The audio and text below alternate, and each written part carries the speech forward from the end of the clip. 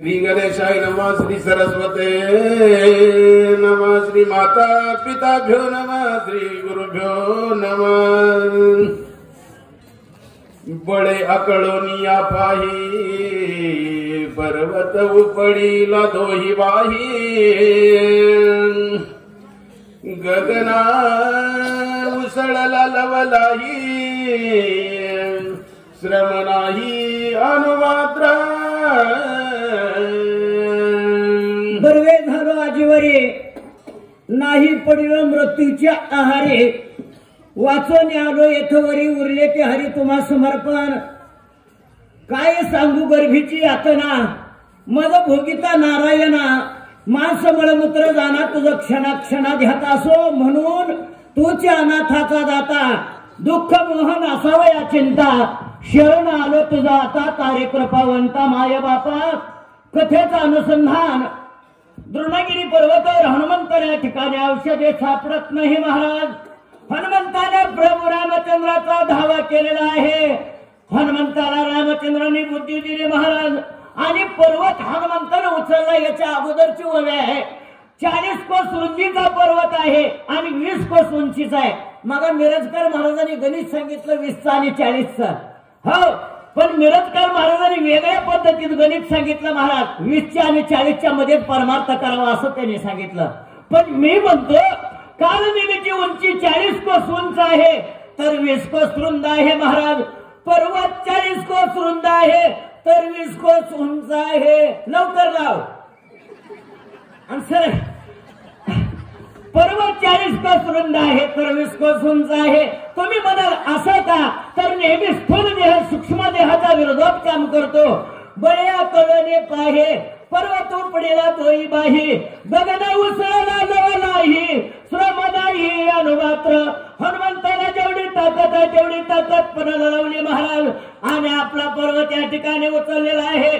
आकाश मार्गाने हनुमान या ठिकाणी लंकेकर निघाले, थोडाही थकवा माझ्या हनुमंताला आला नाही। छत्रांक झेली बाळका, गज शुंडा दंडे कमळ देख, कैसा चालीला कपिनायक गिरी अलोली का उपडोली। लहान मुलाच्या हातामध्ये छत्री द्यावी किंवा चेंडू द्यावा, त्या लहान मुलाला या ठिकाणी त्या छत्रीचा चेंडूचं वजन होत नाही, किंवा माजलेल्या हातीच्या सोंड्यामध्ये कमळाचं फूल द्यावं, त्या हातीला जसं या ठिकाणी त्या फुलाचं वजन होत नाही, त्याने याप्रमाणे हनुमंतानं पर्वत उचललेला आहे, आणि आकाश मार्गाने हनुमानजी निघालेले आहे। पडे गडदा वरी प्रकाश अगाध, वा हिमछाया अतिशुद्ध कुंदले नभ उजेडे। ऐका महाराज, शांत चित्तानं हनुमंताने या ठिकाणी पर्वत उचललेला, आणि हनुमान या ठिकाणी निघालेले आहेत। त्यावेळेस या ठिकाणी वर तळी अंधार, पडे गडद, वरी प्रकाश आगाध। वर या ठिकाणी प्रकाश पडला महाराज, आणि खाली अंधार। आता वेगळा महाराज, उलटा आहे, त्याच्या दिव्याच्या खाली उजेड आहे आता, आणि वर अंधार आहे। ह्याच्या बापाची हिंमत नाही वर 10 फुटाच्या वर प्रकाश द्यायची, हो, खाली प्रकाश देतो, पण वर प्रकाश हा दिवा देत नाही। औषधी ज्यावेळेस हनुमंतानं पर्वत उचलला, त्यावेळेस ती औषधी एकच नावाच्या दत्त महाराज आपण ऐकलंय 33व्या अध्यायामध्ये, औषधी एकच नावाच्या, अमृत संजीवनी, सुवर्ण संधिनी आणि विजल्य करणे। स्वर्ण नावाची जी काय औषधी आहे, वर चम चम चम चम चमकत होती, आणि खाली अंधार पडलेला होता। अशा प्रकारच्या अवस्थेमध्ये आमचे हनुमंत निघालेले आहे। अंधार प्रकाश माता नभी सळे गौडत जाता, अयोध्येचा प्रदेश पावता, भरते तत्वता देखीला। वर प्रकाश पडलेला, खाली अंधार आहे महाराज। हनुमंतानं उड्डाण केलं, पर्वत घेतला, आणि हनुमानजी लंकेकडे निघालेले आहेत। येता येता हनुमंताचं उड्डाण या ठिकाणी अयोध्येच्या प्रदेशावर आलं। अयोध्ये अयोध्याच्या बाह्य प्रदेशाच्या ठिकाणी नंदीग्रामाच्या ठिकाणी भरतजी रामचंद्राचं चिंतन करत होते महाराज. रात्री 12 वाजता भरतानं ते दृश्य बघितलेलं आहे आणि भरतानं मनामध्ये काय विचार केला. विस्मित झाला मनी निबिड दाटली असता रजनी. काय काय काय काय काय जात आहे गगनी लक्षिता चिन्ही लक्षणा लक्षणा. भरतानं ते रात्री 12 वाजता दृश्य बघितलं. वर औषधी चमकते, खाली अंधार पडलेला आहे आणि वायू वेगाने या ठिकाणी निघाले महाराज. सुई सुई सुई सुई करत डेकोरेशन चमकल्यासारख्या या ठिकाणी औषधी चमकू लागल्या. भरतानं बघितलं आणि विस्मय वाटला भरताला. अरे रात्र तर किर्र अंधार पडलेला आहे, रात्री 12 वाजलेले आहेत आणि वरून या ठिकाणी कोण जात असावं. मनात विस्मय वाटला, लक्षात येईना भरताच्या. मग भरत पुन्हा म्हणतोय इंद्र बैसल विमानी सगळे अप्सरा घेऊन क्रीडा करीत आहे गगनी. करीत आहे गगनी लाजमनी असे ना. शांत चित्तानं 21 वय ऐका महाराज. सगळे इथं अनुभवी वाचक सूचक आहेत. मी पदरचं काय बोलत नाही महाराज. हो, जे ग्रंथात आहे तेच बोलायचं. हो, कारण दंडकच आहे. आतापर्यंत अयोध्या कांडापासून मी तुमच्या गावाला एक दिवसाआड येतो बाबा. भक्ती ज्ञान आणि वैराग्य याच्याशिवाय मी तुम्हाला काहीच सांगितलं नाही. हो, कारण तो संत, कारण तो दंडकच आहे महाराज संताचा. भक्ती ज्ञानाविरहित इतरा गोष्टी न कराव्या, प्रेम भरे वैराग्याच्या युक्ती विवराव्या, जेणेकरून अंतरी मूर्ती ठसे श्रीहरीची. ऐशी कीर्तन मर्यादा आहे संताच्या घरची, काही बी सांगणाराच्या घरची नाही. हो, म्हणून आता वव्या लक्षात घ्या बाबा. भरतानं या ठिकाणी बघितलं हनुमंताला वरतून चाललेला पर्वत आहे, चमकू लागलेले औषधी. भरताच्या लक्षात येणं नेमकं कोण आहे. तर्क काढला भरतानं महाराज. ते खरं नव्हतं, तर्क आहे तो, अंदाज आहे. अंदाज या ठिकाणी खोटा होत असतो बाबा. तुमचा आमचा अंदाज खोटा होतो याच्यात नवल नाही. संताचा सुद्धा अंदाज खोटा होतो, देवाचा सुद्धा अंदाज खोटा होतो. भरतानं मनामध्ये विचार केला, इंद्र बैसला विमानी. अरे 33 कोटी देवांचा राजा इंद्र आहे, त्यानं विमान घेतलेलं आहे, बरोबर अप्सरा घेतलेल्या आहेत आणि क्रीडा करण्यासाठी आकाश मार्गाने फिरू लागलेले. असं भरताला का वाटावं. तर पूर्वी थोरात महाराज फक्त 2 जणांकडेच विमानं होती. एक लंकेचा राजा रावण आणि दुसरा म्हणजे 33 कोटी देवांचा राजा इंद्र. भरत म्हणतोय राजा रावणाची तर हिंमत होणार नाही आमच्या प्रदेशावरून जायची. मग कोण असावा हा. इंद्र असावा. इंद्र त्यानं या ठिकाणी विमान घेतलंय, बाया बरोबर घेतलेले आहेत आणि क्रीडा करण्यासाठी आकाश मार्गाने निघालेला आहे. ह्याला काही लाज वाटते का नाही म्हणतो महाराज. हो महाराज, किती जरी पैशावाला असला, किती जरी मोठा असला तरी कसं वागावं याला दंडक आहे, याला नियम आहे. ऊस गोळा झाला म्हणून काही मुळा सहित खावा, गावचा पाटील झाला म्हणून काही गावात बुडवावा, सद्गुरु सोयरा झाला म्हणून काही आचार सोडावा, आणि घरचा दिवा झाला म्हणून काय दुसऱ्या छपराला आग लावावी. अरे कसं वागायला नियम आहे, दंडक आहे. इंद्र आहे बरोबर, बाया घेतल्यात, निघालाय. चला अंग त्राणे वाट सुटला तेने औषधी नाद उठीला, ध्वनी विचित्र उमटला तो ऐकिला भरताने. ऐका बघा, इंद्र आहे म्हणतो, बाया घेतल्यात म्हणतो, विमान घेतलंय म्हणतो आणि निघालेला आहे. पुन्हा भरत या ठिकाणी म्हणतात अंग त्राणे वाट सुटला तेने औषधी नाद उठला.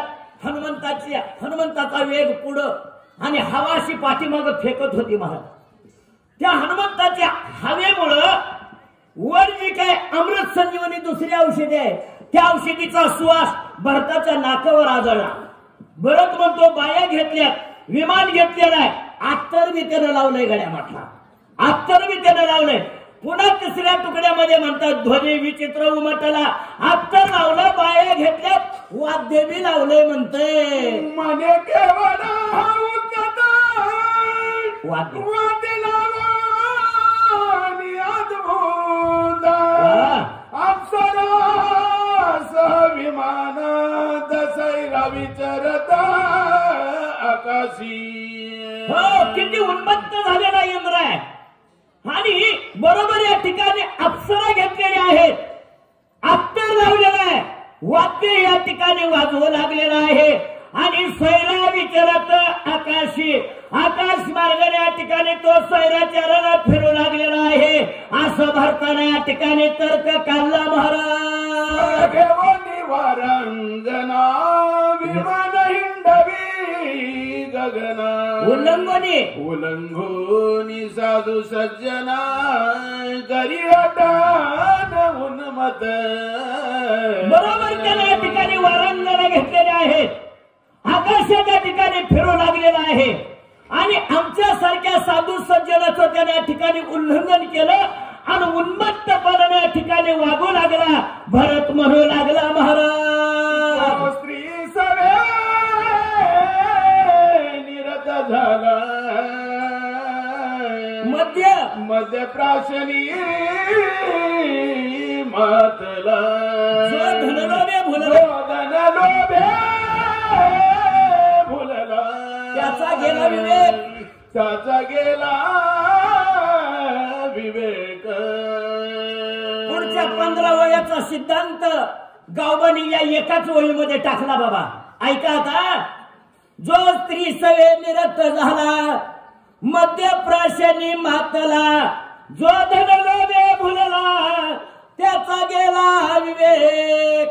ज्याने या ठिकाणी आपली धर्मपत्नी सोडली आणि दुसऱ्या बाईच्या नादाला लागला, त्याचा एक विवेक गेला. बाबा ज्यानं मद्यप्राशन करू लागला, मद्य म्हणजे महुळाचा मध नव्हा, गटारीतल्या पाण्याला मायक्रो फिल्टर केलेलं असतं, कडक पाणी यावं म्हणून युरिया टाकलेला असतो आणि थोडी चव येईल म्हणून नवसागर टाकलेलं असतं. या नाव मद्य. आता त्याचं सुधारित नाव पडलं बाबा, बिअर बार. एकदा प्याला की 7 बार येऊन नाव पार. जो दारू प्याला त्याचा एक विवेक गेला. विवेक म्हणजे सारासार विचार करण्याची बुद्धी. जो बाईच्या नादाला लागला त्याचा एक विवेक गेला, दारू पितो त्याचा एक विवेक गेला, आणि जो पैशाच्या पाठीमागे लागला त्याचा एक विवेक गेला. बाबा या 3 मदामध्ये 3 जण गेले. पहिल्या मदात राजा रावण गेला. वासनेच्या संगे नको जाऊ म्हणा, राजा रावण कैसे झाले. इंद्रा पडली बघ चंद्र झाला काळा, नारद चुकला चाळा भजनाचा. राजा रावणाची काय अवस्था झाली बाबा. 80,000 बायका असताना सुद्धा राजा रावणाचं समाधान झालं नाही. 80,001 सीताच असावी वाटली त्याला. आणि पुन्हा त्याच्या या ठिकाणी फुटा उपटला बाईच्या नादाला लागलेलं.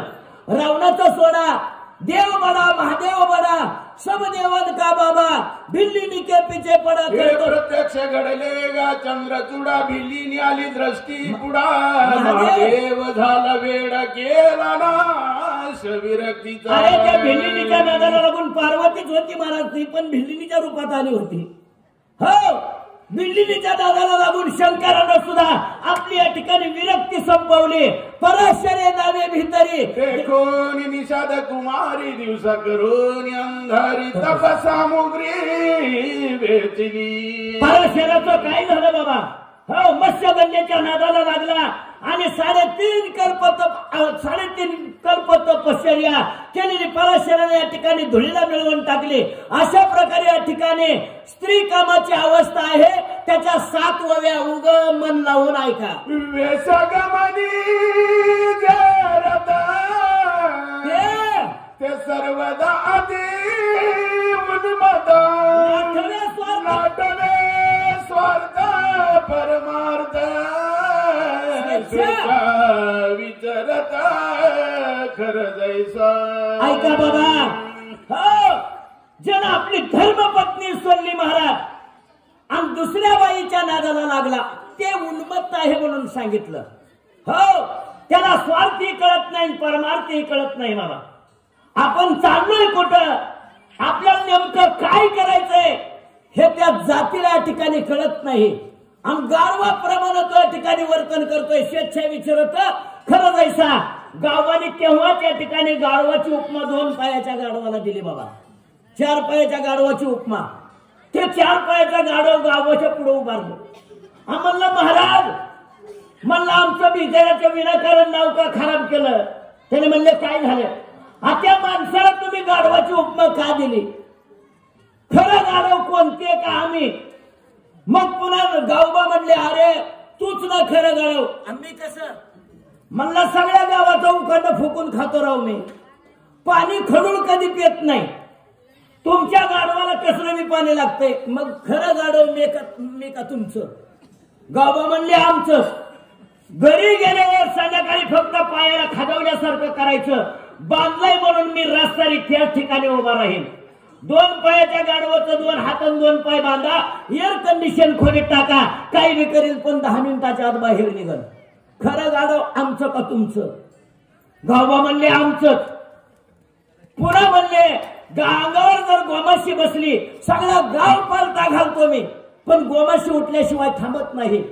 तुमच्या गाढवाच्या तोंडावर एकदा टाकल्यानंतर गटारीच्या कडाला पडल्यावर 1000 माश्या बसले तर त्याला उठायचं कळत नाही. खरं गाढव आमचं का तुमचं. गाव म्हणले आमचं. मग खुडून टाका चला. खरने मर्यादा दिवसा देखता जनपदा वेशाद्वारी विचारे सदा नसरे कदमा घरा. ऐका आता गावाची वळी आहे. खरं नेणे मर्यादा. गाढव या ठिकाणी मर्यादेचं उल्लंघन करतं बाबा. का गाढवाला मर्यादा आहे.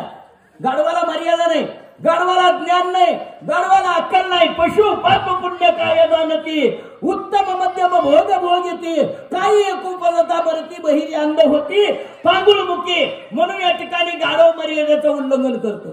का गाढव म्हणतं वडगाव या गावामध्ये लक्ष्मण शक्तीचा कार्यक्रम चालू आहे, आपण गाढविनी बरोबर कसा धिंगाणा घालावा असं गाढव म्हणतंय का. तसं 2 पायाचा बिघडलेलं गाढव त्या माऊलीच्या दारात पडल्यानंतर तेही या ठिकाणी मर्यादेचं उल्लंघन करतंय. मग लाता खाव्या प्रीती दावे समुख घरी पदाविघात मुखावरी आवडी करी जलित. ही गाढविणीची गाढवाचीच ओवी टाकलेली आहे. ह्याच्या अगोदरची बी गाढवाचीच आहे आणि ही सुद्धा या ठिकाणी गाढवाचीच आहे. भागवतामध्ये एकादश स्कंदात 13व्या अध्यायामध्ये सुंदर वर्णन नाथरायाने केलंय आणि त्यांचंच पटशिष्य या ठिकाणी गाव आहे. हो नाथरा या ठिकाणी म्हणतायत ना तरी गाढवाचे परी खरी देखोनी आदुरी भुंकत धावे रेतीवरी लागण धरी सर्वथा. गाढविणीच्या पाठीमागं गाढव लागल्यानंतर ते गाढवीन या ठिकाणी मागच्या 2 पायाच्या लाता त्याला संगच मारते महाराज. ते छातीवर तोंडावर या ठिकाणी झेलते आणि विषयाच्या लालसेनं त्या गाढविणीच्या पाठीमागं पळतंय. त्याप्रमाणे हे 2 पायाचं गाढव माऊलीच्या दारात पडल्यानंतर लाता खातं महाराज. ऐसा पुरुष कामाचारी सुखची मानी निरंतरी पाऊल जाऊन येते दुरी, पाऊल जाऊन येते दुरी हृदयावरी झेलित. ऐसा पुरुष कामाचारी त्याप्रमाणे त्या गाढवाप्रमाणे हे 2 पायाचं बिघडलेलं गाढव त्या माऊलीच्या दारात पडल्यानंतर त्या माऊलीच्या लाता खात. लाता केव्हा मिळतात महाराज त्याला, जोपर्यंत ह्याच्याजवळ तुरीचा पट्टीचा पैसा आहे, जोपर्यंत ह्याच्याजवळ सोयाबीनच्या पट्टीचा पैसा आहे तोपर्यंत तिला घरी आलेला बरा वाटतो. आणि ह्याच्याजवळचा पैसा संपला की ह्याला तिथं गेल्याशिवाय करमत नाही आणि तिला घरी आलेला बरा वाटत नाही. मग तोंडावर लाता मारते आणि ते सुखाने या ठिकाणी लाता घेतं महाराज. वनवासी मंडळी जवळून जातात. मने जन्मांतरीची पळली बागे इथे पादकमळ हृदयी लागे दैवे दंडिली अभागे, दैवे दंडिली अभागे व्रता वैरागे कष्ट दी. आमच्या वनवासी मंडळी जवळून जातात महाराज. ती माऊली त्याला लाता मारते, खाली पडलेलं असतं ते त्याच्या नाकातून रक्त, तोंडातून रक्त. वनवासी मंडळीला त्याची दया येते महाराज आणि म्हणतात आई माऊली नको मारू त्याला, का आता मारायला लागलेस. त्याच्या नाकातून रक्त येते, तोंडातून रक्त येते, मरण ते. आणि मेल्यावर त्याच्या 4 लेकराचं पाप तुला लागल, कशाला मारायला लागलेस त्याला. त्यावेळेस ती जात खाली पडून म्हणते मने जन्मांतरीची फळली भाग्ये, हिचे पद कमळ हृदय लागे, दैवे दंडिली आभागे, वृथा वैरागे कष्ट ते. अरे काय पोतडे घालून तुम्ही या ठिकाणी राम राम म्हणत चालला. दगडाचा देव तुम्हाला काय देणार आहे. मी किती भाग्यवान आहे, हिच्या लाता खायला मिळते. पहिला बहादर संपला. कामाची ऐसी रीती, ऐका मध्य पियाची स्थिती, वेचून पदरची संपत्ती, स्वयं होती जगनिंद. स्त्री कामाची ऐशी रीती, ऐका मध्य पियाची स्थिती. आता बघा महाराज, ज्याच्या डोळ्याला बाईचा चष्मा लागलेला आहे, जो विषांत जीव आहे, त्याची अवस्था ही आहे. आता दारू पिणाऱ्याची अवस्था बघा. वेचून पदरची संपत्ती, संपत्ती म्हणजे पैसा, पैसा म्हणजे लक्ष्मी. आणि त्या लक्ष्मीला या ठिकाणी दारूच्या दुकानात नेहून विकायचं. बाबा स्वतःच्या आईला दारूच्या दुकानात नेहून विकायचं, दारू प्यायची महाराज. आणि रस्त्याने या ठिकाणी झेलमांडत चालायचं, गटरात तोंड घालून या ठिकाणी पडायचं. सोय होती जगनिंद्य, जगता त्या ठिकाणी ते निंद्य होतात. अशा प्रकारची अवस्था त्यांना इहलोकात बी सुख नाही आणि वर बी सुख नाही. दुसरी ओवी आहे का, द्रव्य भोग जोडे, सकाम सकाम कर्मे स्वर्ग आतुडे, निष्काम तरी डोळ्या पुढे, निष्काम तरी डोळ्या पुढे, मोक्ष सुखा. जेणे द्रव्य ही भोग जोडे, सकाम कर्म स्वर्ग आतुडे. ऐका, ज्या द्रव्याला, ज्या पैशानं ऐक भोग भोगायला मिळतात महाराज. ऐक भोग भोगणं म्हणजे विमानात बसणं नव्हतं. ऐक भोग भोगणं म्हणजे हेलिकॉप्टर मध्ये बसणं नव्हतं. ऐक भोग भोगणं म्हणजे 5,000च्या दिवाणवर झोपणं नव्हतं बाबा. ऐक भोग भोगणं म्हणजे 3,000च्या डल्लपच्या गादीवर झोपणं नव्हतं. ऐक भोग कशाला म्हणायचे. तीर्थाटनाला जाणं, साधू संतांच्या पंक्ती उठवणं, रामायणासारखे कार्यक्रम करणं, सप्ताहाला वर्गणी घेणं, त्याला ऐहिक भोग म्हणायचं. आणि तो पैसा जर का समजा या भोगाला जर नाही वापरला आणि तो पैसा जर समजा दारू मध्ये जर वाया घालवला तर त्याला या ठिकाणी नरकात जाऊन पडावं लागतंय. असं या ठिकाणी गावबा बोलतात. वेचोनिया, वेचोनिया ऐसे धन करिता मद्यपान, ते निजात्मघाती संपूर्ण नरक सेवान अकल्प. अशा प्रकारचा पैसा या ठिकाणी खर्च करायचा महाराज. आणि दारू प्यायची. वेचोनिया ऐसे धन करिता ती मद्यपान. अशा प्रकारचा पैसा खर्च करायचा, दारू प्यायची आणि स्वतःचा घात या ठिकाणी आपण स्वतःच्या ठिकाणी करून घ्यायचा. फार दारू वाईट आहे बाबा. दारू कोणी या ठिकाणी पिऊ नका. आमच्या संयोजक मंडळीचं सारखं लक्ष आमच्यावर आहे. हे कशी का उरकत नाही, का उरकत नाही म्हणून या ठिकाणी उरकायला चालू आहे. दारू फार वाईट आहे. दारू या ठिकाणी पिऊच नका गड्या. दारूनं मोठमोठ्याचे संसार या ठिकाणी बसले. बारके बारके 4-4, 5-5 वर्षाची 2 लेकरं घेऊन मुलगी आपल्या आई बापाकडे येते. बाबाला म्हणते बाबा आई तुम्हीच बघा आता. सगळ्या काटा निघाला दारूच्या पायात. काय ठेवलं नाही रे नवऱ्याचं माझ्या. बाबा तुमच्या पाय पडते, माझा सांभाळ करा हो तुम्ही आता. महाराज त्या 70 वर्षाच्या आईवडिलांनी काय करायचं त्या नातवालांनी मुलीला. म्हणून या ठिकाणी दारू कोण पित असेल गड्या पिऊ नका. हो अरे सरकारच आपलं हरामखोर एवढं आहे महाराज. त्यांना कर मिळत नाही म्हणून दारूच्या अजून दुकानात, दारूच्या अजून कंपन्या काढते तो. हो एवढी पुढं बिकट परिस्थिती निर्माण होणार आहे महाराज. अजून 10 वर्षानं तुम्हाला किराणा दुकानामध्ये सुद्धा दारू मिळणार. किराणा दुकानात तुम्हाला दारू घ्यावी लागल. हो किराणा दुकान तर सोडा, रस्त्यावर हातात बाटल्या घेऊन उभा केली बाबा लोक. हो दारू विकणारी लोक रस्त्यावर हातात बाटल्या घेऊन उभा केले. आणि त्यांच्याकडून घेऊन पेतील बाबा. हो, म्हणून दारू कोण पित असेल तर पिऊ नका. अरे आपण ठरवाना दारूच प्यायची नाही. बघू त्यांच्या कंपन्या कशा चालतात.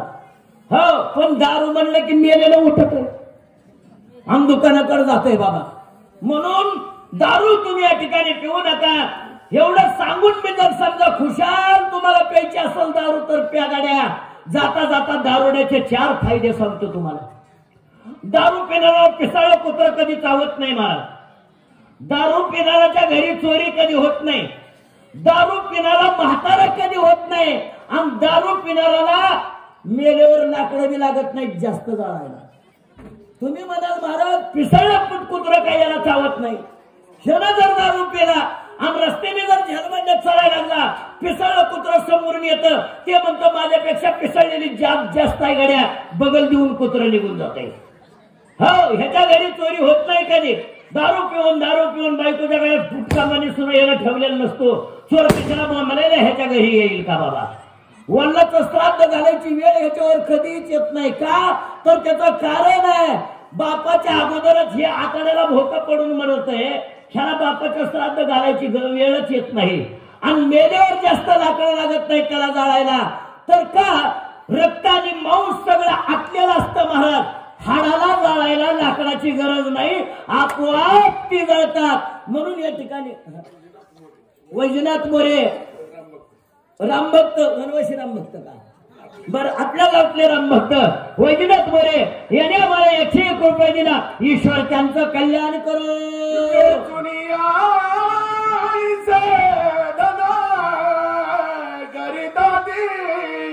मद्यपान निजात्मघाती संपूर्ण नरक सेवन अकल्प आयुष्य धन करीतात ते मद्यपान. अशा प्रकारचा पैसा या ठिकाणी खर्च करतात महाराज. आणि दारू पितात महाराज. ते स्वतःच्या ठिकाणी आत्मघात करून घेतात. जिवंतपणे नरकात जाऊन पडतात. मेल्यावर सुद्धा या ठिकाणी नरकात असतात बाबा ते. हो, म्हणून ते स्वतःचा घात या ठिकाणी स्वतःच्याच हाताने करतात. अशा ठिकाणी दारू पिणाऱ्या माणसाची जीवाची अवस्था आहे. ग्रंथकर्ते सांगू लागले मरणांत झटे घेतो रुकान मिळे सर्वदा तथापि सायास करिता आळस चित्ता उपजेना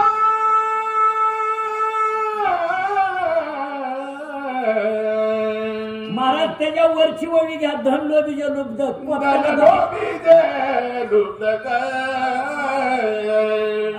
स्वप्नी न देखती सुख जन्मदार देखा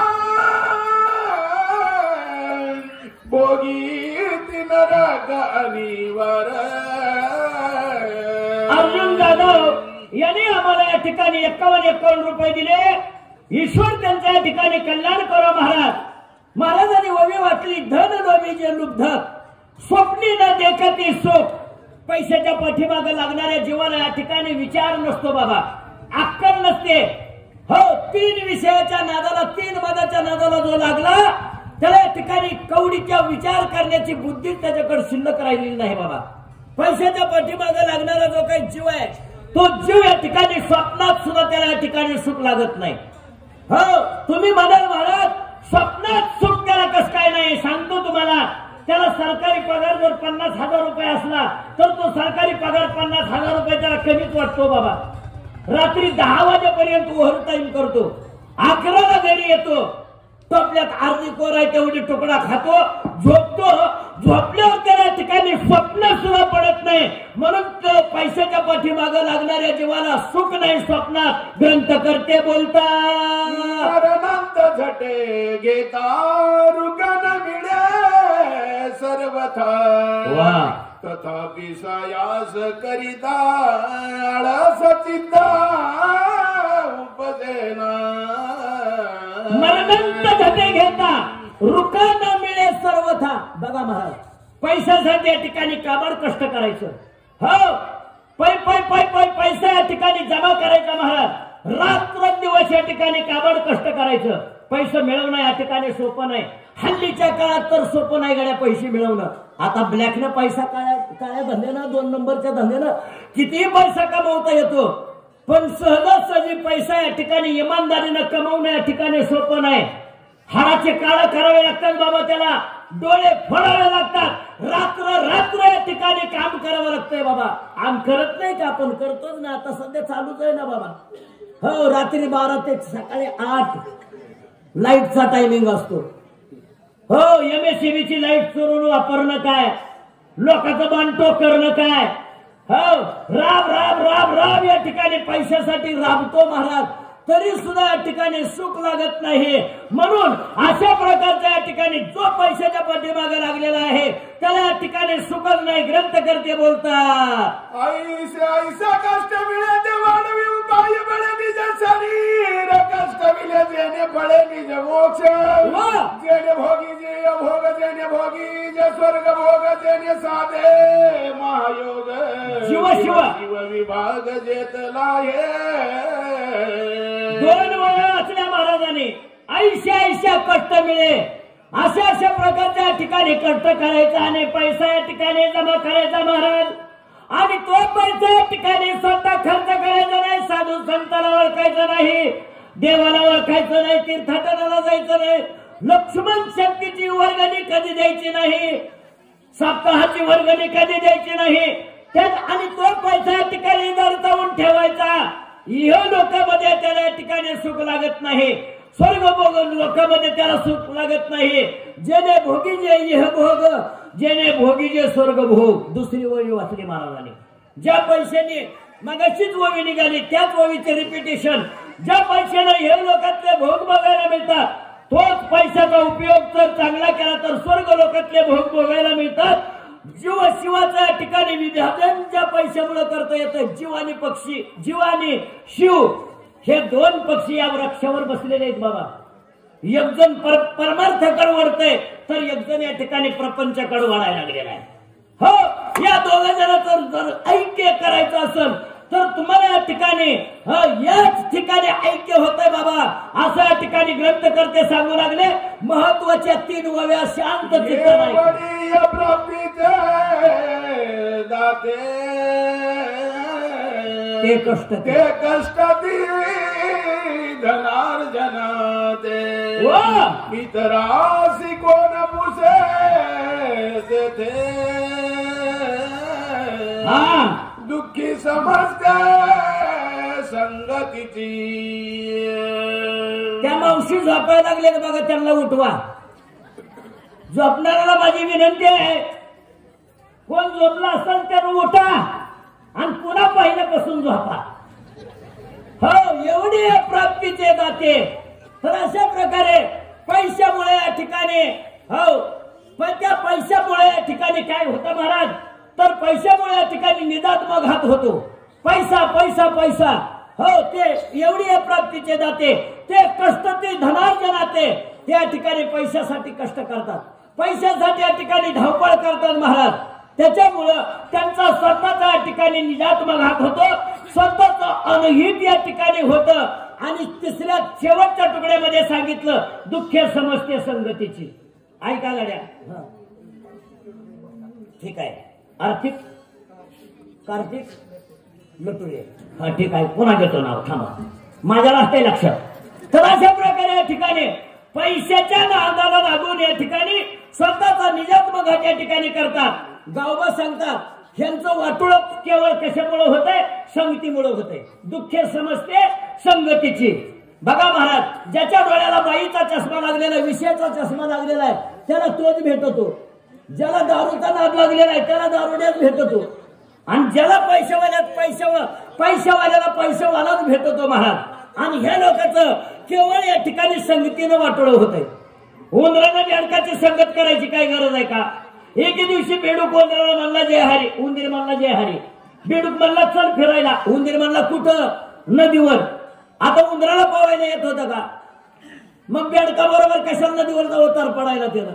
बेडका बरोबर नदीवर गेलंय आणि पाणी बघितल्यावर डोळण कान हलवून म्हणतोय मला आंघोळ करू वाटायला लागली रे. बेडूक म्हणतो आयडिया चांगले, तू फक्त माझ्या पायाला धरतो ना आंघोळ घालतो. बेडकात धरलं उंदराने टांगडीला, मारली बेडकानं पाण्यात सुळकांडे महाराज. नाहाक उंदराच्या नाका तोंडात पाणी गेलं तर पडून उंदीर मेला. उंदीर मेल्यावर बेडकानं आपला पाय सोडवून घ्यावा का नाही? लागला छातीवर तोडून सांगायला, मारला का नाही उंदीर, मारला का नाही उंदीर, मारला का नाही उंदीर. तेवढ्या पोरून आली घारीनं मेलेलं उंदीर उचललं. बेडूक आपोआप गेलं दुःख्या समजते संगतीची. चला एवढी प्राप्तीचे जातीचे कष्टाची धनार्जनाचे इतिहासी कोण पुसते ते दुःखी समजते संगतीची. देव धर्म नेणती काही पर्व काळ ठाऊ का नाही, प्राप्ताची संभावना नाही, निराश पायी सदा पितर. पैशाच्या पाठीमागे लागणारा जीव देव धर्म नेणती काही पर्व काळ ठाऊ का नाही, श्राद्धाची संभावना नाही, निराश पायी सदा पितर. तो देवाला ओळखत नाही, त्याला पर्व काय या ठिकाणी माहित नाही महाराज. आणि आई वडिलाचं श्राद्ध सुद्धा तो या ठिकाणी घालत नाही. त्याचे घरचे जे काही पितर आहेत ते पितर या ठिकाणी निराश असतात. ग्रंथकर्ते सांगतात महत्वाची एकच ओवी आता ऐका. जयधनाचा वेच होय तय प्राणाची जाऊ पाहे, सणावाराची नेणे सोय, सणावाराची नेणे सोय, अतिथी येते काय करील. आतापर्यंतच्या ओव्या मी गडबडीत का घेतल्या तर मला या ओवीला 3 मिनिट लागतात महाराज. हो, जे ददाचा वेच होय तेव्हा प्राण्याची जाऊ पाहे. पैसे खर्च करायचं म्हणलं की ह्याचा जीवच जातोय महाराज. वडगावची लक्ष्मण शक्ती 8 दिवसावर आली आणि आमचे दत्ता महाराज थोरात, आमचे रंगनाथ महाराज वाडकर हे सगळे संयोजक मंडळी गावातल्या सावकाराकडे गेले आणि सावकाराला म्हणले, सावकार आपल्या वडगावची लक्ष्मण शक्ती 27 तारखेला आहे, तुमच्यावर 1,500 रुपये वर्गणी आकारली, वर्गणी द्या. सावकारानं सांगितलं सगळ्या गावाचा जमा कराले, शेवटच्या दिवशी जे काही कमी पडेल ते मी तुम्हाला द्यायला तयार आहे. लावले खिलाडून हमला महाराज. सगळ्या गावाची वर्गणी जमा केली महाराज. 27 तारखेला लक्ष्मण शक्तीचा कार्यक्रम चालू झाला. सावकार समोर ऐकायला बसले. तिकडं नुकतीचा स्वयंपाक चालू, तोंडाला पाणी सुट देऊ नका, खीरच आहे तुमच्या नशिबाला. हा, तिकडे नुकतीचा स्वयंपाक चालू झाला आणि त्याला डबा एक कमी पडला. आमचे थोरात महाराज गेले सावकाराकडे, सावकाराला म्हणले, सावकार तुम्हीच म्हणलं ना शेवटच्या दिवशी जे काही कमी पडेल ती देतो. तेव्हा नुकतीचा स्वयंपाक चालू आहे, तेल कमी पडलंय, लवकर 1,500 रुपये द्या. गपरा जागीरदारांचा महाराज चांगलं सांगायला लागला, उगा ऐकू दे म्हटले. लावलं खिरडून महाराज. बाल्या पहाटच सावकार उठलं, घरी गेलं, आंघोळ केली, कडक इस्त्रीचे कपडे अंगावर आणि वट्यावर उभा राहून बसलेल्या माता मावल्याला म्हणताय, आका सावकार जेवा, कमी पडलं तर मागून घ्या आणि लेकरा बाळाला मी घराला घेऊन जावा. बायाने वाटलं बाया हेनच केलंय काय की सगळं. महाराज लक्ष्मण शक्तीचा कार्यक्रम संपला आणि पुढे परत भेट झाली. आमच्या वनवासी मंडळाने डोकं दाढी वाढवलेली. चला म्हणले हिथं तिथं काढण्यापेक्षा आपण पंढरपूरला जाऊन काढू. गावातून लोक या ठिकाणी पंढरपूरला 50 लोक बस करून निघाले. पट्टी उकिवलेलं सावकार ही शीतच आलो आलं. आमचं महाराज म्हणले, सावकार चला पंढरपूरला. छे, मी नसतो असल्या भानगडीत. आता ह्याला भानगड म्हणते, देवाला जायचंय त्याला. मला काय सांगायचंय, जव धनाचा वेच होय तेव्हा प्राणाची जाऊ पाहे. महाराज मग म्हणले वनवासी मंडळ म्हणले, अहो सावकार तुम्हाला पट्टी करून घेऊन जाता येताव का? तर सासरू तर येतो म्हणला. पळतोच घरी गेलं. बायकोला म्हणलं, मला गावातली लोक पट्टी करून घेऊन चालले की पंढरपूरला जाऊ का? तिने म्हणली, जा बाया, असं मी कधी जात नाही त्यांच्या बरोबर, तरी जा. बिचारीने पिठाचा डबा खाली घेतला. शेण म्हणलं, कमरेवर हात देऊन काय करायला लागली? तिने म्हणली, तुम्हाला चपात्या करून देते 10-12 पंढरपूरला येणे कशी आहे. गावातील 50 लोक निघाले. ती अर्धी कोर दिले तर तिकडे 4 दिवस जगल. कशाला घरातलं पीठ वाटोळं करायला लागले. रिकाम्या हातानं पंढरपूरला गेलं महाराज. वाळवंटावर आंघोळी केल्या. गावातील लोक दर्शनाला रांग लागली. कोण 50 रुपये टाकतंय, 100 रुपये टाकतंय. मनोभावे पांडुरंगाचं दर्शन घेतंय. बाजूला सरकत आहे, चांगत्याचा नंबर आला. पाया पडल्यासारखं केलं, बाजूला सरकारला खिशातलं 10 पैसे बी देवाला टाकलं नाही. देव म्हणलं, काय जिंदावला दैर म्हणला. गावातल्या लोकांना हकले देता आलंय म्हणला आणि हिथं मला बी हकली दिली म्हणला. बघतोच आता ह्याच वाळवंटावर अर्धी कोर आपलं घेऊन खात बसलो ती आणि देव महाराज विटेवून खाली उतरला ह्याच्यासाठी. हो वासदेव झाला महाराज. दनपावले वासदेवाला 1 रुपया चहा प्यायला, दनपावले वासदेवाला 1 रुपया चहा प्यायला. त्याला म्हणला रुपया काय नाही गड्या, पण उद्या जागीरदारवाडीला ये तुला रुपया देतो. ओ बापरे म्हणला, ह्याच्या रुपयासाठी वासदेव झालो म्हणला, तरी ही जिंदावलं मला रुपया देणार म्हणला. दादरा उद्या तुझ्याकडून रुपयाच वसूल करतो. सकाळी गेला महाराज, आंघोळ केली, चहाची बशी तोंडाला लावायला आणि पंढरपूरचा वासदेव दारात हजर राहिला. गाठ पडली. आता सावकार घरात आहेत का, त्यांना बोलवा, मला काल 1 रुपया देतो म्हणली. ती बिचारी अंगण झाडायला लागली होती, पळतच घरात गेली. ठाका म्हणली बाहेर कोणतर वासदेव आले, तुम्हाला 1 रुपया मागायला लागले, काल देतो म्हणलं. जा जा जा आजारी पडलोय म्हणून सांगा. बिचारी बाहेर गेली, म्हणली आमचा मालक पंढरपूरला गेलता, त्यांना तापाची कणकण आली, आजारी पडले. तर त्याला म्हणला का त्यांना बाहेर बोलवा. बुका कुठे गेला? त्याला म्हणला का त्याला बाहेर बोलवा. बुक्का लावतो, नीट करतो, पण रुपयाच घेऊन जातो. बिचारी बाहेर गेली. हा म्हणली आमचा मालक बुक्का लावतो, त्याच्याकडे गेली. म्हणली आमचं ते वाद्य म्हणायला लागले, बुक्का लावतो, नीट करतो, रुपये घेऊन जातो. कसं करतो सांगा. त्यानं म्हणला मेलो म्हणून सांग जा. आता ही बिचारी बाहेर 5 गाळा काढीतच आली महाराज. आमचा मालक गेला, रात्री पंढरपूरहून आलं होत. आता पंढरपूरच्या लाह्या कुणाला वाटू. पंढरपूरचा बुक्का कोणाच्या कपाळाला.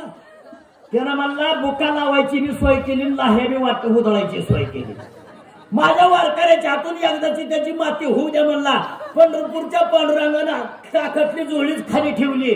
म्हणला काढा आंघोळीला त्याला बाहेर. जिथं असून रुपयासाठी नेलं म्हणते. बेताडाला थाडकावला, कपाळाला ठोकळा मुक्का.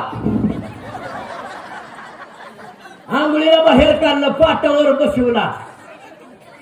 हो मुडद्याला इसाम नसतंय का? मी देणार नाही, मला माहिती नाही.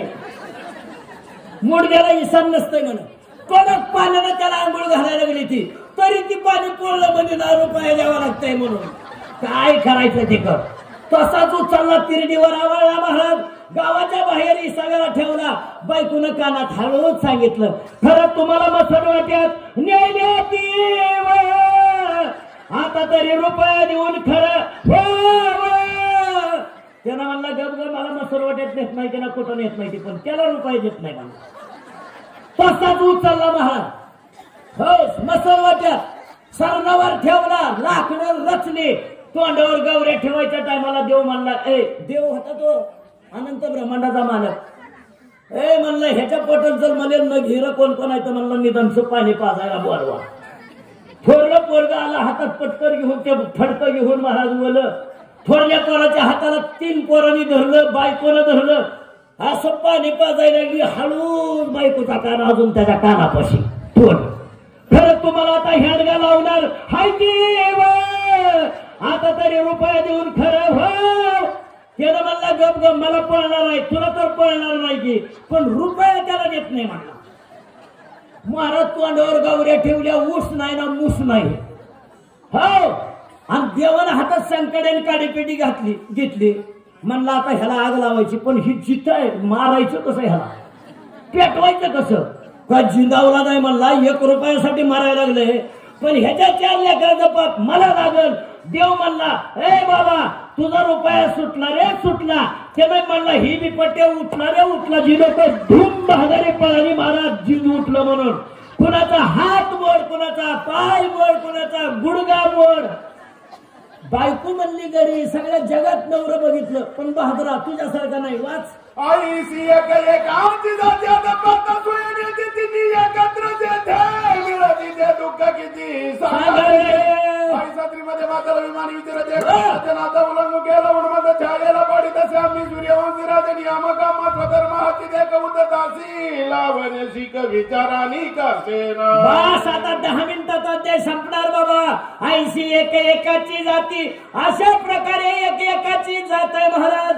ज्याच्या डोळ्याला या ठिकाणी स्त्रीचा चष्मा लागलेला आहे त्याची अवस्था ती. दारू पिणाऱ्याची माणसाची अवस्था ती आणि पैशाच्या पाठीमागे लागणाऱ्या माणसाची अवस्था ती. गावबा म्हणतात हे 3 विषय जर एकामध्ये असले तर त्याची अवस्था कशी होत असेल. पण गावबा महाराज मी तुम्हाला सांगतो हे 3 विषय एक जणामध्ये कधीच येत नाही. ज्याला पैशाचा नाद लागलेला आहे त्याला बाईचा आणि बाटलीचा नाद कधीच लागत नाही. आणि ज्याला बाईचा आणि बाटलीचा नाद लागलेला आहे त्याच्याजवळ पैसा कधी थांबत नाही. अशा प्रकारे भरताना मनामध्ये विचार केला. आई शास्त्रीमध्ये मातला विमान घेऊन एकाला कोण म्हणताय भरत म्हणताय. हो इंद्र होता का महाराज तो पण नव्हता. पण भरताना इंद्र या ठिकाणी वाटला. मगाशीच सांगितलं तुमचा आमचा अनुमान या ठिकाणी चुकल याच्यात शंका नाही. पण संतांचे सुद्धा अनुमान चुकतात. अर्धा मिनिट घेतो फक्त आता. हो तुमच्या आमच्या संतांचे सुद्धा अनुमान चुकतात. इंद्र नव्हता पण भरताना इंद्र वाटला. एका आजोबाकडे चहा घ्यायला गेलो मी. दहाजात बसलो चहाची बशी तोंडाला लावायला. घरात कालवा चालू झाला. मी म्हटलं आजोबा घरात कालवा कशा चालू आहे. त्यांनी सांगितलं महाराज गप चहा प्या. माझ्या पोराचं लग्न झाल्यापासून सून आणि पोरग रोजच भांडते ती.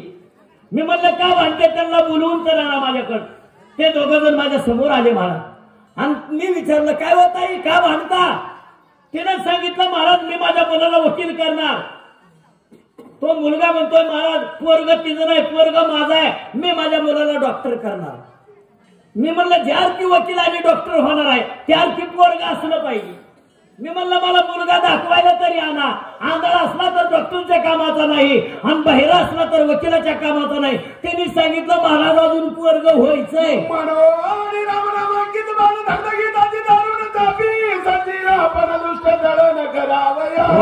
करोडी रामनाम स्मरण धनुची वडी काढून मानाची आज्ञा करून दुष्ट दळण करावे. मान श्रीराम नामांकित हनुमान श्रीराम भक्त जीवा परी सत्यंताप्त राम स्मरत सर्वदा. म्हणून भरताना या ठिकाणी हनुमानजी इंद्र वाटला महाराज. आणि त्या दुष्टाला आमच्या सारख्या प्रदेशावरून जावं का म्हणून राम नामांकित बाण या ठिकाणी भरताना काढला. धनुष्याला बोलला कानापर्यंत कालडी ओढली आणि बाणाला या ठिकाणी सांगितलं बाणा जा वरून दुष्ट चालले नाही त्या दुष्टाचं दळण कर. तिच्या कडकडाटी बाण पडला ती संकटी कोणावरी करावी शरवृष्टी अभक्त दृष्टी दिसे आपण कोणी जावे तरी येतून भरत दंडील संपूर्ण कपीसी करावे कंदन तरी असे स्मरण श्रीरामाचे. भरत श्रीरामाचा निज भक्त कपीस प्रेम राम स्मरत.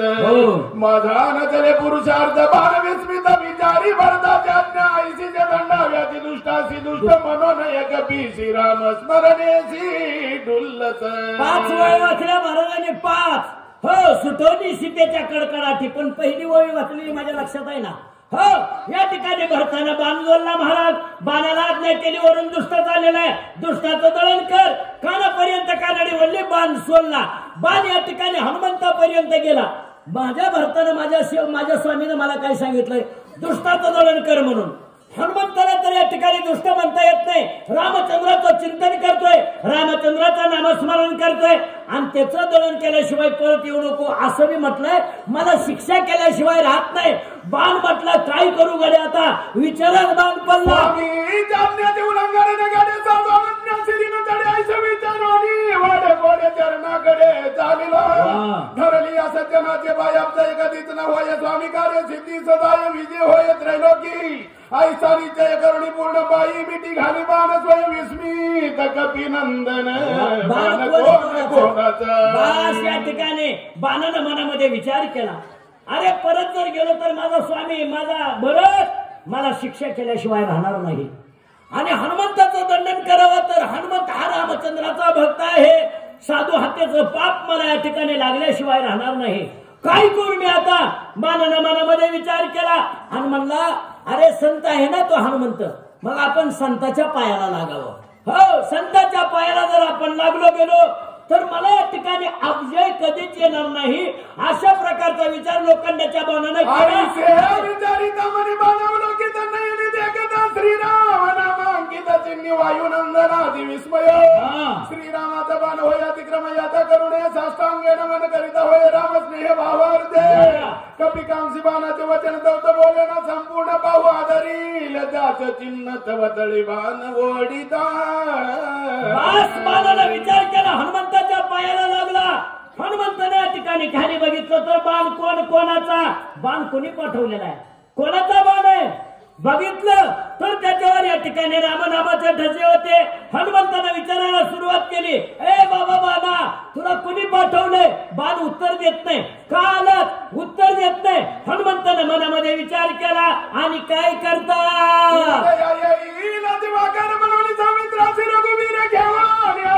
समोर बाण सत्वर ते ओढी की उठवणी सौमित्र वधोनी आता सतीर करुणी बिभीषण राज्यधर स्वय सत्वर येथे आला मी नपुसक सर्वतल बघेती स्वामी कार्य अर्धाधिक माझे जीवित्व व्रता कोण अर्थ जात असे. रात्रीच्या 1 वाजलेले आहेत. औषधी घेऊन जायचंय. हनुमंताला मोठ्या लगबगीनं चालले. एवढ्यात बाणानं हनुमंताच्या पायाला धरलं. हनुमंतानं खाली बघितलं तर रामनामांकित बाण आहे. विचारलं बाणाला, बाणानं उत्तर दिलं नाही. हनुमंताच्या दोन्ही डोळ्यात पाणी आलं आणि हनुमंत या ठिकाणी म्हणतायत, अरे मी माझ्या स्वामीचं कार्य करू शकलो नाही. बघा माझ्या रामचंद्राने लक्ष्मणाला उठवलं, नेम्या रस्त्यात इकडे घेऊन आले, वानर मंडळीला घेऊन आले. हनुमंता तिकडे कुठं चाललास बाबा म्हणून रामचंद्राने बाण पाठवला की काय? किंवा रामचंद्रांनी राजा रावणाला मारला असेल, लक्ष्मणाला उठवला असेल, विभीषणाला राज्य दिलं असेल आणि रामचंद्र वानर मंडळी सहित आले असतील. अरे मी नपुसक झालो, रामचंद्राच्या कार्य माझ्या हातून घडलं नाही. हनुमंतानं रडायला चालू केलं.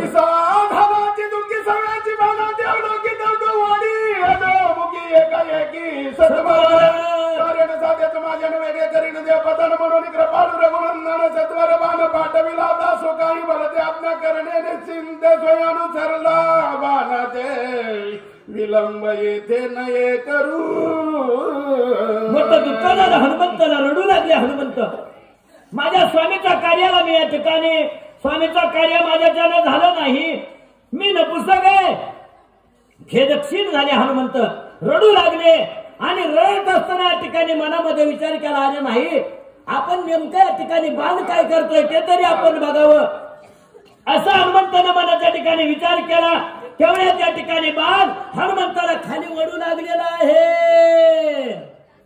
हनुमानाज्ञेचा किंकर अनुलंगी अनुमात्र टाकीले बाणवरी शरीर निघाला तत्वर बाण वेग पातळा येते आराम पुढे देखील नंदी ग्राम रचना अति मनोरम भक्त उत्तम भरत जेथे.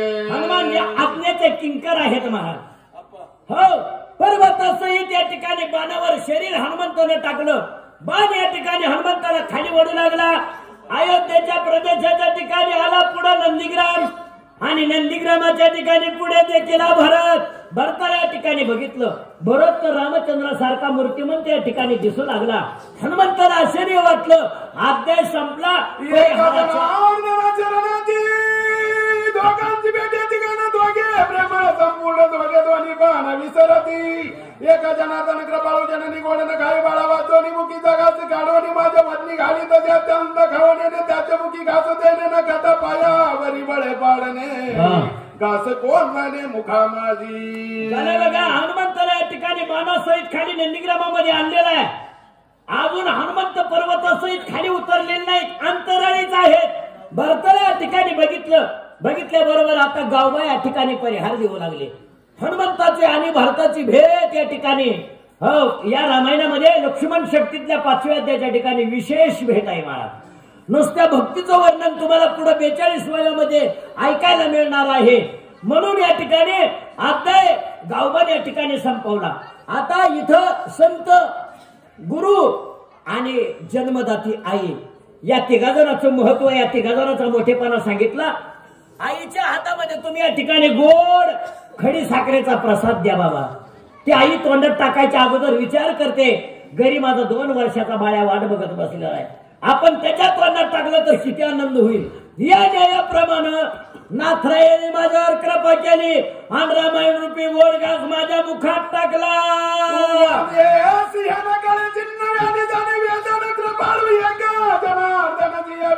विश्वमाता ब्रह्मादिक पुत्र व्याली जे ब्रह्मांड सृजिली निज कर्मेत्रने मानिले मध्ये चाली लक्षणा दानिले उदक द्यावे घेऊ केला देऊ घालावे मध्ये सर्वदान संभवेतेने ओलावे माऊली. वाद्याशी हे न कळे चिन्ह. लहान बाळाची भूक, लहान बाळाची तहान जन्मदात्या आईलाच कळते. ज्या माऊलीनं आपल्या उदरामध्ये 9 महिने त्या बाळाला त्या अपत्याला वागवलं ना, त्याच माऊलीला या ठिकाणी लहान मुलाची भूक कळते बाबा. हो, जिनं प्रसूती काळाच्या वेदना सहन केलेल्या नाहीत तिला काय विचारावं बाबा. बाळाची भूक काय आहे, बाळाची तहान काय आहे, तिला हे कळत नाही. म्हणून या ठिकाणी अशा प्रकारची असणारी जी काही आई आहे ती आई या ठिकाणी लहान मुलाची भूक या ठिकाणी ओळखते, लहान मुलाची तहान ओळखते. आणि असणारी माझी जी काही गुरुमाऊली आहे त्या गुरुमाऊलीनं माझ्यावर कृपा केली. मी अज्ञानी होतो, गावबा म्हणतात, आणि होतेच गावबा अज्ञानी. त्यांना रेग सुद्धा वडता येत नव्हती बाबा. क का की मुळाक्षर सुद्धा त्यांना या ठिकाणी जमत नव्हती. पण गावभर या ठिकाणी नाथरायाने कृपा केली आणि रामायण रूपी गोड घास माझ्या मुखामध्ये त्यांनी या ठिकाणी घातला. असं या ठिकाणी गावबा बोलतात. अशी काय करू आता जन्मो निघाला अकर्ता, किती आधी करू चिंता काही सर्वता जाणे घात द्वय घेऊन येणे म्हणून निज मुखीचे काढणे माझ्या मुखी कोणाने बाळाकारणे कृपाळू. अतिसुरथ रामकथा माऊलीसी घास गोड घेता. आडमी आलो अवचिता काही सर्वता जाणे त्याही कृपाळू काहीची तोंडी जे काढून वेगीची वपिता माझी ये मुखासी निज मानसी सुखावे. किती कृपाळू माऊले, किती कृपाळू आई आहे. जसं आपल्या बाळाला या ठिकाणी ती घास भरवते महाराज. 6 महिन्याच्या आतील बाळाला या ठिकाणी भूक लागली म्हणून सांगता येत नाही. मला या ठिकाणी स्तनपान करायचंय किंवा मला दूध प्यायचंय बोलता येत नाही महाराज. पण त्या बाळाची असणारी जी काय हालचाल आहे, बाळाची जी काही चाहूल आहे ती पाहून आई त्याच्यावर या ठिकाणी कृपा करते आणि त्याला या ठिकाणी प्रेमाचं स्तनपान या ठिकाणी भरवते.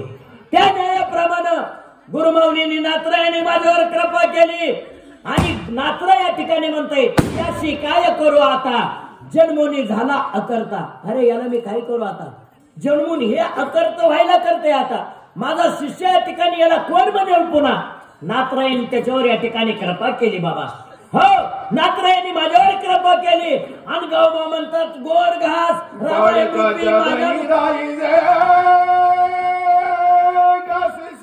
निघाले पणे होई आणि काय न कळे सहजे. सद्गुरुने जाणी दे की प्रसवतिया. महत्वाची ववी आहे का बाबा. बालकाचे धनी धाईजे का शिष्याचे निधाले पण होईजे.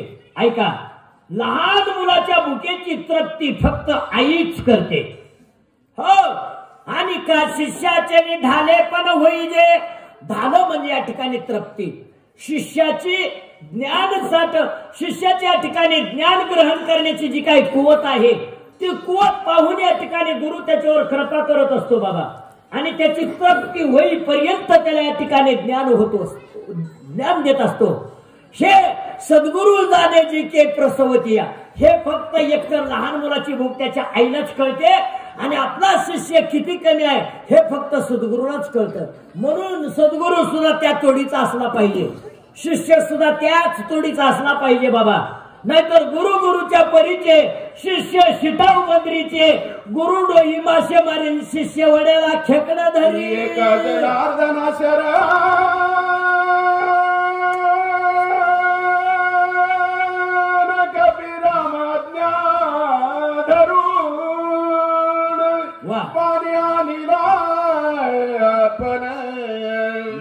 गोड गोड कथन पुढे असे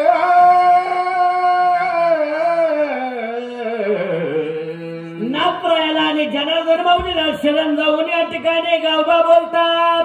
हाके महाराज. हो, हनुमंताला बाण पर्वतासहित बाणाने या ठिकाणी खाली खेचून आणलेला आहे महाराज. नंदीग्रामाच्या ठिकाणी आले. मूर्तिमंत भरत या ठिकाणी भगवान प्रभू रामचंद्रासारखा हनुमंताने या ठिकाणी पाहिला. आणि पुढच्या त्यातल्या 42व्या गोड गोड गोड शांत चित्तानं तुम्ही ऐका. शेवटची वेळ कोपती जने सैराट भरला वडीला एका जनार्दने काही म्हणे स्मरेना.